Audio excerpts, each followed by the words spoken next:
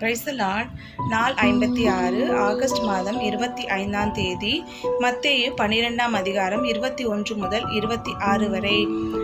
புறஜாதியார் அவருடைய நாமத்தின் மேல் நம்பிக்கையாய் இருப்பார்கள் என்பதே. அப்பொழுது பிசாசு பிடித்த குருடும் ஊமையுமான ஒருவன் அவரிடத்தில் கொண்டு வரப்பட்டான்.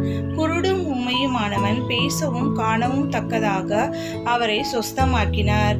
ஜனங்கள் எல்லாரும் அதை கண்டு ஆச்சரியப்பட்டு, தாவீதின் குமாரன் இவர்தானோ என்றார்கள்.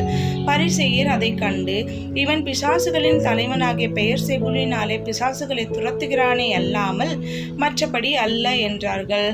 அவர்களுடைய ஆலோசனைகளை இயேசு அறிந்து அவர்களை நோக்கி, தனக்கு தானே விரோதமாய் பிரிந்திருக்கிற எந்த ராஜ்யமும் பாழாய்ப்போம், தனக்கு தானே விரோதமாய் பிரிந்திருக்கிற எந்த பட்டணமும் எந்த வீடும் நிலை நிற்க மாட்டாது. சாத்தானை சாத்தான் துரத்தினால் தனக்கு விரோதமாக தானே பிரிவினை பண்ணுகிறதா இருக்கும். அப்படி இருந்தால் அவன் ராஜ்யம் எப்படி நிலை நிற்கும் என்றார். ஆமேன்.